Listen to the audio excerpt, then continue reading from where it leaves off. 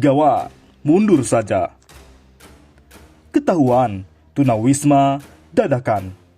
KPK beri peringatan dini ke Risma. Megawati meradang siasat gagal untuk korbankan Risma jegal Anies Baswedan. Aksi belusukan Menteri Sosial Tri Risma hari ini di sepanjang Jalan Sudirman Tamrin masih menjadi sorotan publik. Terbaru, unggahan netizen di media sosial bahwa salah satu warga tunawisma yang ditemui Risma merupakan simpatisan PDIP yang bekerja sebagai pedagang poster dan kelapa muda. Ini sangat disayangkan. Risma memperlihatkan konsentrasi popularitas dengan pemerintah DKI Jakarta, sehingga kental nuansa menyiapkan atau disiapkan untuk Pilkada DKI Jakarta. Terkait dengan tunawisma dadakan yang ditemui Risma.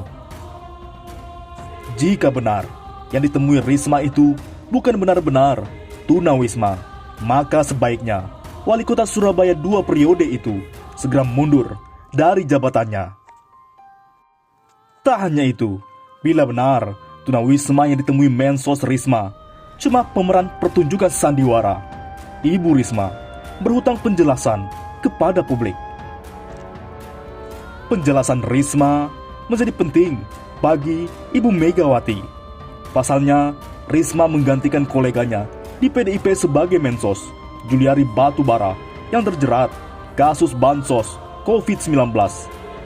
Jangan sampai beliau dituding berbohong kepada publik. Kasihan Ibu Megawati bila setelah kadernya kedapatan korupsi, kader penggantinya ternyata berbohong. Jadi, apakah benar ada yang berbohong?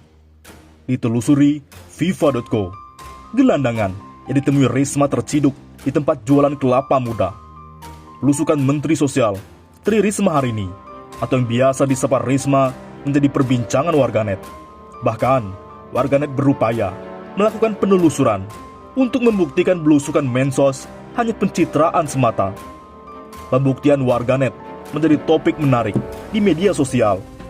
Tak segan-segan, warganet mencari tahu siapa yang menjadi sasaran belusukan Risma ini. Salah satunya adalah akun Twitter @andisp211. Ia mengunggah beberapa potongan gambar yang berisi pembuktian warganet ini. Gembel ternyata bisa menjadi profesi yang menguntungkan. Bisa ikut drakor tanpa casting pastinya. Bunyi caption yang tertera pada postingan tersebut. Pada potongan gambar yang diunggah itu, Andi menampilkan pembuktian warganet tentang seorang gelandangan atau PMKS, penyandang masalah kesejahteraan sosial yang ditemui Mensos Risma beberapa waktu lalu di kawasan Jalan Sudirman Tamrin, Jakarta Pusat. Kalau yang menghadap ke depan atau yang rambutnya putih atau ubanan, seperti kenal, tukang jualan poster Soekarno, menang, dia orang PDIP. Lokasi jualannya Jalan Minangkabau, Manggarai. Selain itu, dia juga jualan kelapa muda. Terciduk juga, tulis akun Ade Idol, yang di-capture dan diunggah Andi, yang dibalas oleh beberapa komentar dari akun-akun lain. Bermodalkan postingan viral ini, FIFA, media yang besar berkesempatan menemui langsung tunawisma yang disampaikan dalam pembahasan warganet ini. Apa yang disampaikan oleh Ade Idol berdasarkan alamat yang ada memang benar. Namun, oknum tunawisma yang ditemui Mensos Risma enggan berbicara. Ia tak mau mengakui. Bahkan, saat sudah ditunjukkan fotonya saat ditemui Risma di depan sebuah ruko berpintu merah dan juga foto sedang makan di warung. Enggak ada. Saya enggak ketemu Mensos hari ini di sini, katanya. Di lokasi tempat ditemui tunawisma ini memang terdapat tempat jualan poster Soekarno, poster Megawati, dan poster lainnya. Persis di samping tempat jualan poster ini terdapat sebuah lapak kelapa muda. Tepat di depan lapak kelapa muda tersebut, jurnalis FIFA menemui oknum PMKS yang fotonya viral di media sosial. Namun, pembicaraan dengan oknum PMKS ini terhenti. Saat seorang dari dalam lapak poster menyebut memanggilnya untuk masuk, ia kemudian masuk ke dalam lapak dan tak mau menjawab pertanyaan wartawan. Oleh karena itu, KPK beri peringatan dini untuk Mensos Risma. Komisi Pemberantasan Korupsi (KPK) meminta Menteri Sosial Tri Risma hari ini meningkatkan akurasi data penerima bansos.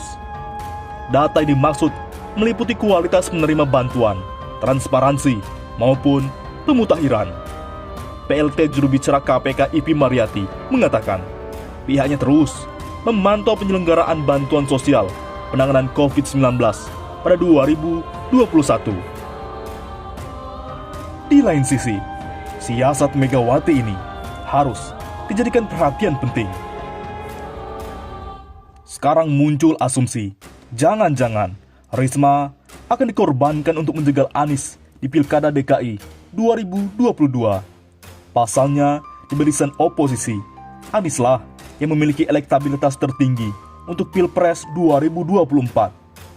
Kalau Pilkada dinormalisasi, yaitu digelar di 2022, dan Anies misalnya kalah oleh Risma, tentu mantan Mendikbud itu tidak memiliki panggung.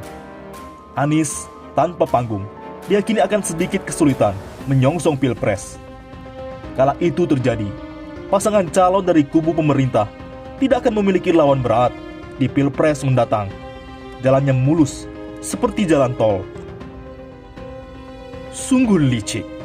Soal Risma, selain Puan Maharani dan Ganjar Pranowo, nama Risma juga mulai disebut-sebut berpeluang melaju di Pilpres 2024 dari PDIP. Apalagi saat ini dia sudah menjadi pejabat di nasional, Mensos. Risma bisa menjadi kuda hitam sebagai calon presiden dari Partai Banteng. Di sisi lain, Puan, Ganjar, dan Risma juga harus jeli membaca peta. Pasalnya, setelah Pilkada 2020 selesai digelar, ada satu lagi yang bisa merebut tiket PDIP untuk 2024, yaitu putra mahkota Gibran Rakabuming Raka. Setelah memenangkan Pilkada Solo, ada suara-suara yang menyebutkan bahwa putra sulung Presiden Joko Widodo itu berpeluang maju di Pilkada DKI lalu naik kelas ke ajang Pilpres. Bagaimana menurut pendapat Anda?